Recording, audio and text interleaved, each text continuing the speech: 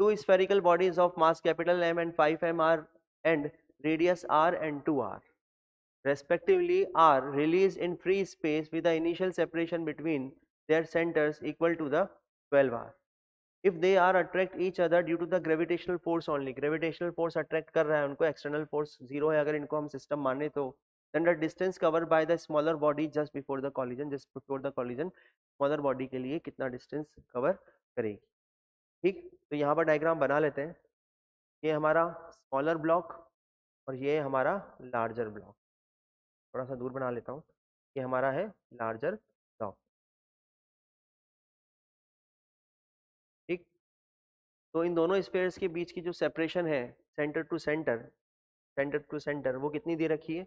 वो दे रखी है 12r. दे रखी है 12r. ये सेपरेशन होगी. इसकी रेडियस कितनी है?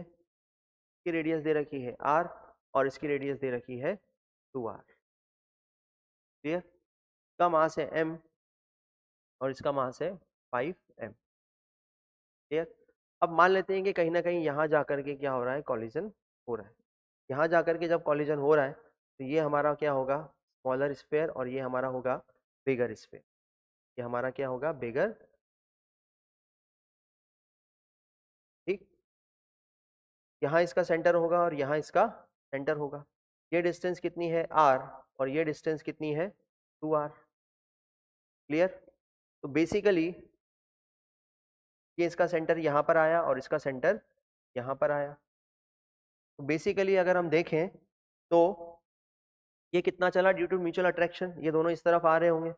यहाँ इस लाइन पर आकर के क्या हो रहा है? इस लाइन पर आकर के क्या हो रहा है? कॉलिजन हो रहा है. लाइन पर आकर के क्या हो रहा है? कॉलिजन हो रहा है. तो ये इसका सेंटर कितना चला? इसका सेंटर चला इस तरफ.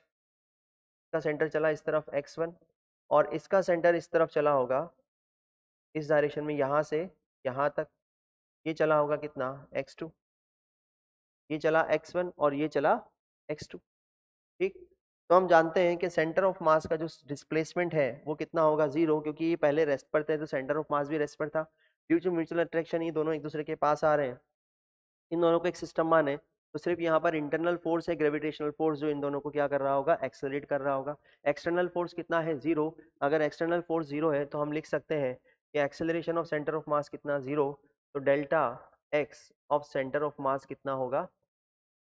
अगर मैं यहाँ पर इसको एक्स कोऑर्डिनेट ले रहा हूँ और इसको वाई कोऑर्डिनेट ले, तो डिस्प्लेसमेंट ऑफ सेंटर ऑफ मास कितना होगा? 0 होगा. तो उससे हम लिख सकते हैं displacement of centre of mass is equal to m into displacement of first sphere plus 5m into displacement of second sphere, जो कि हम क्या ले रहे हैं? माइनस में ले रहे हैं.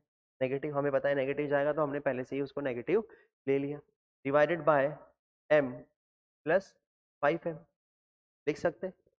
चलिए, तो ये तो हो गया 0. ये कितना हो जाएगा? ये हो जाएगा m x1 minus 5m x2. Clear? तो इससे क्या आ जाएगा? इससे आ जाएगा x1 is equal to 5 of x2. Equation number 1 इसको नाम दे देते हैं. ये रिलेशन आया. x1 अगर इतना चला तो x2 कितना होगा? x1 is equal to 5 of x2. चलिए, अब ये तो हमारा रिलेशन आ गया, लेकिन हमें पता क्या करना था? हमें पता करना था कि ये जो स्मॉलर ब्लॉक स्मॉलर जो स्फेयर है वो कितना चला? वो चला x1. तो ये जो x1 था वही हमें क्या करना था? कैलकुलेट करना था बेसिकली. यहाँ तो रिलेशन आया, तो अब x1 कैसे निकालें? हमें पता है ये जो डिस्टेंस हमें अभी दिख रही है, ये वाली डिस्टेंस, ये वाली डिस्टेंस, ये वाली डिस्टेंस कितनी है? 3r. वाली डिस्टेंस कितनी है? 3r. तो क्या मैं लिख सकता हूँ? मैं लिख सकता हूँ x1 plus 3r plus x2 is equal to 12r. Clear? क्या हो सकता है? x1 plus x2 is equal to कितना हो जाएगा? ये 9r. ये क्या हो गई? Equation number 2. तो हम लिख सकते हैं फ्रॉम इक्वेशन नंबर 1 एंड 2.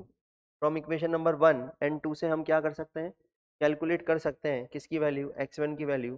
तो x1 कितनी आ जाएगी? x1 आ जाएगी 7.5 ऑफ r जब इससे हम कैलकुलेट करेंगे।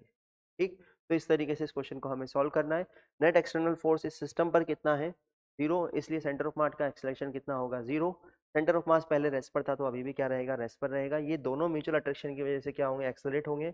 इनका खुद का डिस्प्लेसमेंट होगा, वेलोसिटीज चेंज होंगी, लेकिन सेंटर ऑफ मास रेस्ट पर था तो रेस्ट पर ही रहेगा, सेंटर ऑफ मास की पोजीशन चेंज नहीं होगी।